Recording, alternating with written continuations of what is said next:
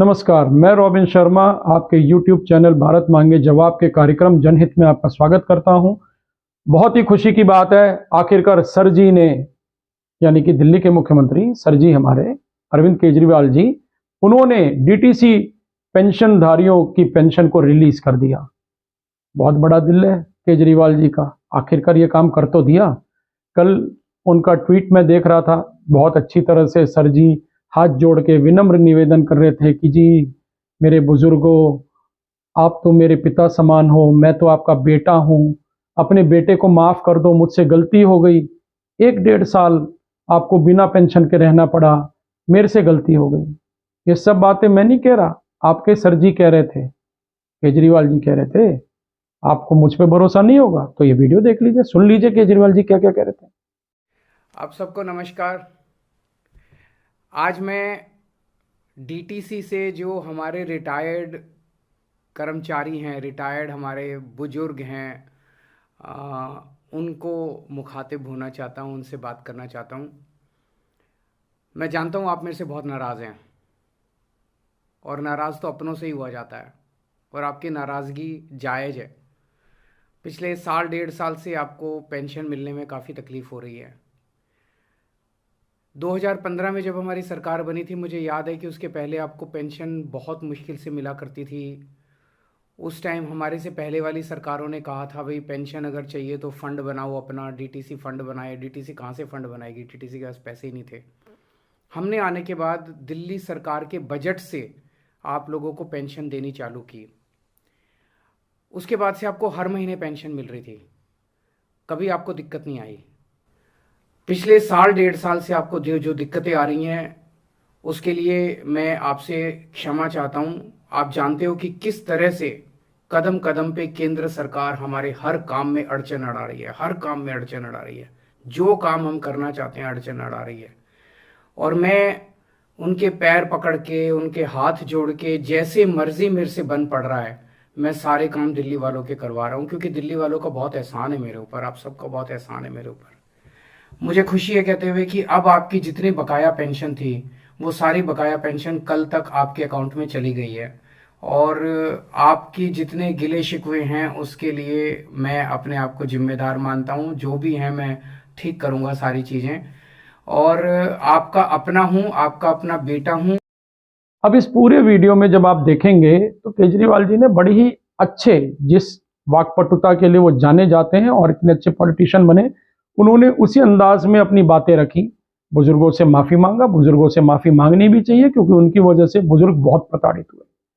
साथ साथ उन्होंने कहा कि सिर्फ 1.5 साल के लिए आपको पेंशन नहीं मिली, आपको नाराज होने का पूरा हक है। केजरीवाल जी, आप समझ सकते हैं 1.5 साल के लिए कोई व्यक्ति बिना पेंशन के, एक रिटायर्ड व्यक्ति कैसे रह सकता होगा, कैसे अपने परिवार को चला रहा होगा। जब बुजुर्ग हो जाता है व्यक्ति, उनको तरह तरह की बीमारियां होती है, ब्लड प्रेशर, डायबिटीज, कार्डियो की समस्या और भी कई तरह की समस्या होती है। उनकी दवाइयां उन्हें चाहिए होती है, इलाज के लिए कमी आती है। अच्छा, बड़े हैं तो परिवार के आगे हाथ भी नहीं फैला सकते क्योंकि बड़े का काम तो देना है, बड़े का काम मांगना तो होता नहीं है। तो अपने बच्चों के आगे हाथ कैसे फैलाएं। आप सोचिए, आपने उनके स्वाभिमान को किस तरह से रौंदा है, रौंद के रख दिया बुजुर्गों के सम्मान को, स्वाभिमान को। और आज आप बोलते हैं कि आपके बेटे से गलती होगी, बेटे को माफ कर दो। और कितनी चतुराई से आप कह रहे हैं कि 1.5 साल की बात है, 1.5 साल से आपको पेंशन नहीं मिला। तो केजरीवाल जी, एक रिपोर्ट के अनुसार जो आज ही पब्लिश हुई है उसमें लिखा है कि Delhi chief minister Arvind Kejriwal has announced the disbursement of outstanding pensions to 20,000 retired Delhi transport corporation employees. The pension pending since September 2020। सितंबर 2020 से जो पेंशन पेंडिंग था वो अब जाके आपने डिसबर्स किया है। आप कह रहे हैं 1.5 साल, ये तो 3.5 साल के लगभग हो गया। 3.5 साल से आप डीटीसी एम्प्लॉइज को प्रताड़ित कर रहे थे, आप प्रताड़ित कर रहे थे। और आज आप कहते हैं कि जी मुझे माफ कर दिया जाए। खैर, हमारे बुजुर्गों का दिल बहुत बड़ा है, वो आपको माफ भी कर सकते हैं। साथ ही साथ आपने बोला कि आपको पता है जब मेरी सरकार 2015 में बनी, उसके पहले की सरकार आपको पेंशन नहीं दे रही थी, बड़ी दिक्कत आती थी, कहते थे अपना डीटीसी फंड बनाओ। मैं आया, मैं आपके लिए अलग से बजट का प्रावधान लेके आया। तो मैं आपको एक 31 जुलाई 2015 का एक न्यूज़ है ये, वो दिखाना चाह रहा हूं, जिसमें लिखा है कि 12,000 पेंशन धारकों को पेंशन नहीं मिल रहा था। इनको आंदोलन करना पड़ा और ये एनएचआरसी में चले गए, नेशनल ह्यूमन राइट्स कमीशन में गए। नेशनल ह्यूमन राइट्स कमीशन में जाने के बाद जब नोटिस आया तो दिल्ली सरकार ने इनके पेंशन रिलीज की है, और 2 महीने का पेंशन था बस, उसको लेने के लिए इनको एनएचआरसी जाना पड़ा। तो इस तरह की बहुत सारी बातें हैं जिसको देख के एक आपके वक्तव्य में और जो यथार्थ है उसमें बहुत विरोधाभास है। तो कैसे दिल्ली वाले आपका भरोसा करें? आप तो अपने बयान में बोल ही रहे हैं कि दिल्ली वालों का बहुत एहसान है मुझ पे। बिल्कुल है एहसान आप पे, आप जैसे व्यक्ति पे भरोसा क्या दिल्ली ने, ये तो सबसे बड़ा एहसान है आप पे। आप पे तो शायद आपके परिवार के लोग भी भरोसा ना करें, दिल्ली वालों ने तो भरोसा किया ही है, और उसी का नतीजा है कि आप मुख्यमंत्री बन गए और बार बार बन गए। आप कह रहे हैं कि केंद्र सरकार की वजह से आपके पेंशन में देरी हुई, तो केंद्र सरकार की वजह से जो मुफ्त की योजनाएं आप चला रहे हैं दिल्ली के अंदर में, महिलाओं को फ्री में आप बस में घुमा रहे हैं, आने जाने की सुविधा आपने प्रदान की, बड़ी अच्छी सुविधा है, वो तो केंद्र सरकार ने नहीं रोका। आप बुजुर्गों को तीर्थ यात्रा के लिए लेके जाते हैं, कई 100 करोड़ रुपए, 1000 करोड़ रुपए उस पर आप खर्च करते हैं, वो तो केंद्र सरकार नहीं रोक रही। एडवर्टीजमेंट पे आपका बहुत बड़ा खर्चा था जिसपे कोर्ट ने भी टिप्पणी की, उसमें भी केंद्र सरकार ने आपको नहीं रोका। आपने शीश महल बनाया, टैक्स पेयर्स के पैसे से कई करोड़ रुपए लगा के, 50 करोड़ से ज्यादा रुपए लगा के आप शीश महल बना लेते हैं, तो आपको उसमें केंद्र सरकार नहीं रोक रही। उस शीश महल को बनाने के लिए अवैध रूप से कई पेड़ काटे गए, तो केंद्र सरकार ने नहीं रोका। केंद्र सरकार सिर्फ यही रोकती है आपको, यानी कि जो काम आप स्वयं जो नहीं निर्वहन कर पाए, अपनी गलती को छुपाने के लिए आप ठीकरा फोड़ेंगे केंद्र सरकार कि केंद्र सरकार ने गलती की जी।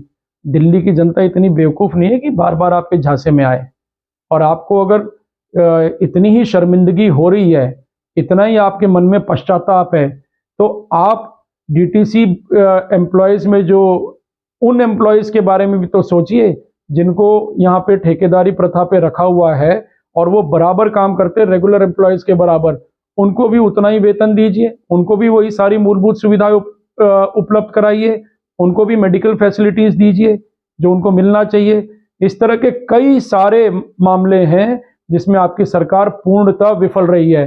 अरे आपकी सरकार ने तो उन एक्स सर्विसमैन को भी नहीं छोड़ा जिनको आपने अपने यहाँ पे एम्प्लॉय कर रखा है। आपके ट्रांसपोर्ट विभाग में लगभग 350 के करीब एक्स सर्विसमैन को आप लोगों ने एम्प्लॉय किया ट्रांसपोर्ट विभाग में, उनकी भी तनख्वाह कई सालों की पेंडिंग पड़ी हुई है, अभी तक वो रिलीज नहीं हो पाया। तो केजरीवाल जी किस किस से माफी मांगेंगे? माफी मांगते रह जाएंगे, लेकिन दिल्ली की दशा सुधरेगी नहीं। दिल्ली की दशा सुधारने में ध्यान लगाइए, इन सब बातों में कुछ नहीं रखा। केंद्र सरकार तो आपको, जब आप शराब नीति बना रहे थे तब भी उन्होंने नहीं रोका, जब आप करोड़ों करोड़ रुपए का आरोप आपके ऊपर लग रहा है, आपकी पार्टी के नेताओं के ऊपर लग रहा है कि शराब घोटाला हुआ है, तो उस समय भी केंद्र सरकार ने आपको नहीं रोका था। केंद्र सरकार तो आपको कहीं भी नहीं रोक रही, आप अच्छा करो बुरा करो जो भी मर्जी करो, लेकिन कम से कम अपनी गलतियों का ठीकरा उनके माथे मत फोड़िए। मैं आज आपसे एक ही निवेदन करूंगा कि लोगों ने बहुत विश्वास जताया था आप पे, आप उस विश्वास को तोड़ चुके हैं, खो चुके हैं। पुनः उसे हासिल करने के लिए आपको निस्वार्थ भाव से काम करना होगा, अन्यथा इतिहास कभी आपको माफ नहीं करेगा। अब केजरीवाल साहब बहुत इस बात को कह रहे हैं कि जी अब आपको कभी दिक्कत नहीं होगी और मैंने आपकी पेंशन रिलीज कर दी। वही भारतीय जनता पार्टी के पश्चिमी दिल्ली लोकसभा सीट से जो सांसद हैं प्रवेश वर्मा, उनका क्या कहना है? उन्होंने अपना एक पत्र जारी किया है ट्विटर के ऊपर में, और उस पर लिखा है 18 तारीख की डेट है उसमें, और वो ये क्लेम कर रहे हैं कि उनसे डीटीसी बस के जो रिटायर्ड एम्प्लॉयज हैं वो लोग आके मिले थे और उन्होंने अपने पेंशन के लिए रिक्वेस्ट की थी कि हमारी पेंशन रिलीज कराई जाए और इसमें उपराज्यपाल जी भी हस्तक्षेप करें। प्रवेश वर्मा जो ट्वीट कर रहे हैं वो ट्वीट मैं आपको दिखाता हूं, इसके ऊपर वो लेटर भी है, कृपया ये देख लीजिए।